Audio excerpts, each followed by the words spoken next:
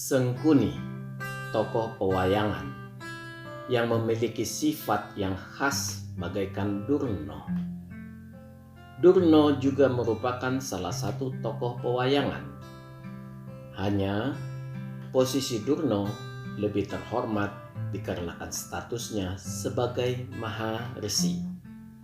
Ya, dia seorang guru besar bagi kalangan Kurawa. Posisinya sama tinggi dengan Maharesi Bisma yang bijaksana, yang menjadi guru besar para Pandawa. Sekalipun Durno adalah guru para Kurawa, oleh karena masih ada talian darah antara Kurawa dan Pandawa, maka otomatis Durno juga memperoleh posisi terhormat di kalangan Pandawa. Jadi, mau tidak mau, Pandawa masih mendengar nasihat Durno, sekaligus belajar ilmu kesaktian, sekalipun dengan sikap yang hati-hati. Mengapa Pandawa harus hati-hati menghadapi Durno? Ya, para dewa juga sudah tahu kelakuan Durno yang memiliki bibir yang sangat berbisa. Para dewa juga sudah pada tahu hati Durno yang sangat berbulu. Durno ini sangat banyak bertaburan sebagai politikus di Indonesia yang tercinta ini. Ini disebabkan Indonesia memiliki konsep yang sangat keliru dalam berpolitik. Politikus Indonesia sangat membanggakan jargon. Tidak ada pertemanan abadi. Yang ada adalah kepentingan abadi. Artinya, memang kumpulan orang-orang yang licik dan tidak tahu malu. Sebuah jargon yang sangat menjijikkan. Oleh karena inilah yang muncul adalah para politikus busuk, oportunis murni, penuh najis. Seharusnya politik adalah jalan untuk memuluskan suatu ide.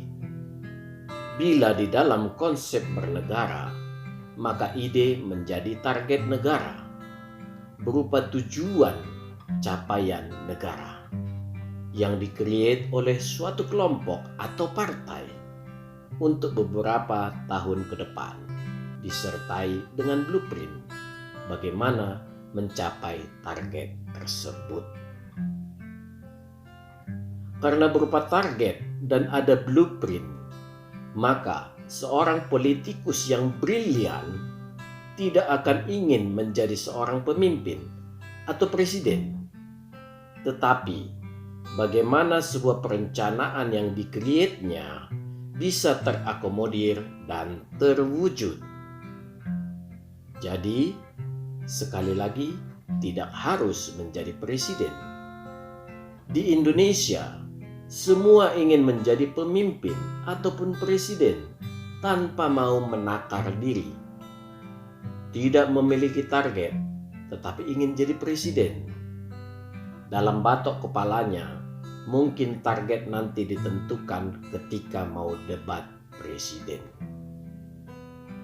Atau bisa jadi memiliki target, tetapi tidak memiliki konsep untuk melaksanakannya. Yang terjadi nanti adalah ngeles terus, atau bertingkah seperti anak papa dan mama yang kehilangan mainannya, nangis dan nuduh kemana-mana. Semua orang disalahkan.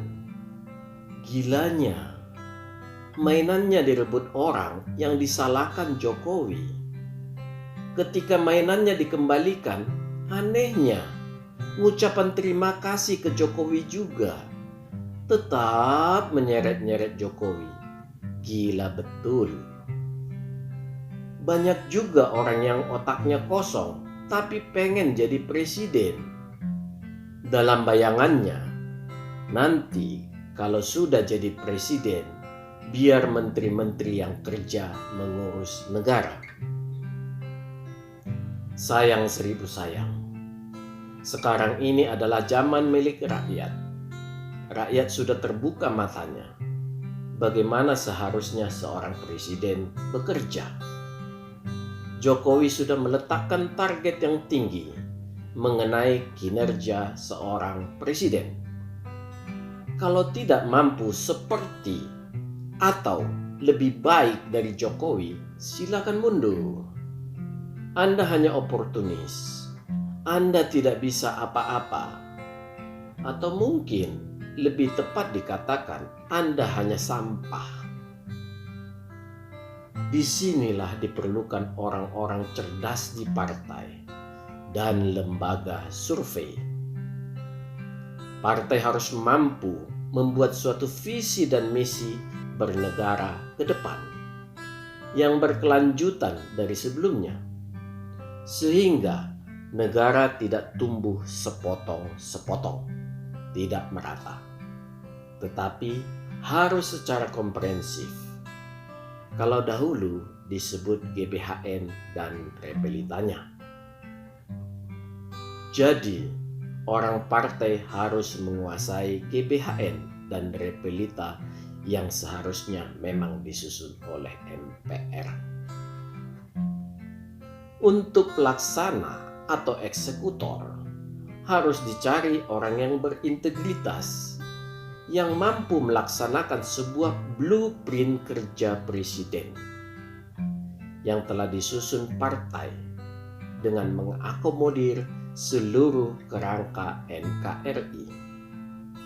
Jadi, partai harus benar-benar mencari capres yang mampu untuk melaksanakan konsep tugas tersebut. Jangan sembarangan memilih. Hanya partai kaleng-kaleng yang bila sampai saat ini mencari presiden tujuannya hanya untuk sekedar mendongkrak elektabilitas suatu partai yang tak bermutu. Lembaga survei juga tidak kalah berdosanya bila hanya menonjolkan orang-orang yang itu-itu saja. Lembaga survei justru harus membantu partai mencari capres dari seluruh pelosok negeri, memeriksa kualifikasi dan integritas dari balon yang diusung sebuah partai. Jadi, lembaga survei di sini berperan sebagai filter. Partai dan lembaga survei harus mau mencari dari segala lapisan, lembaga, institusi, perorangan, atau apapun. Bila sudah menemukan, angkat balon ke permukaan. Harus tanpa transaksi. Jadilah partai dan lembaga survei yang terhormat. Jangan hanya mengotak-atik data lama. Terlebih orang-orang yang sebenarnya secara integritas sudah pantas untuk dibuang. Sifat yang buruk sangat sulit dirubah. Bila terpilih yang tanpa integritas, partai dan lembaga survei turut menghancurkan negara. Penduduk Indonesia 270 juta. Cari yang lebih baik dari Jokowi. Pasti banyak. Janganlah partai dan lembaga survei bersembunyi di balik istilah hak orang untuk disertakan dalam survei dan hak dipilih. Itu hanya alasan klasik. Setiap orang yang selalu memunculkan istilah-istilah klasik seperti ini sudah dapat dipastikan bagian dari politikus busuk yang menjijikkan, yang dengan sadar mengorbankan rakyat dan negara. Bila ada sampah di pekarangan rumah, langsung sapu dan bakar sebelum sampah mengotori rumah. Partai dan lembaga survei harus menyadari besarnya kekuatan mereka dan sekaligus juga tanggung jawabnya. Rakyat negara ini mulai menikmati pelayanan seorang presiden. Jangan hilangkan itu. Sekali lagi, cari minimal seperti Jokowi. Sekarang ini, Durno-Durno selalu mencoba mencabik-cabik kinerja Jokowi, menjatuhkan standar kerjanya, supaya balon-balon yang mereka dukung bisa diusung. Minimal mendekati target standar kerja Jokowi setelah berhasil nanti mereka hancurkan. Isu-isu basi juga bolak-balik dihembuskan. Terkadang sudah dengan muka tembok habis-habisan. Yang Jokowi PKI lah, yang Jokowi 3 periode lah. Yang menghembuskan isu adalah si Pak Tua, si Durno Indonesia. Yang mendatangi Jokowi, ya si Pak Tua, si Durno juga. Tiba-tiba Durnonya konferensi pers dan menyatakan kami tidak mendukung Jokowi 3 periode.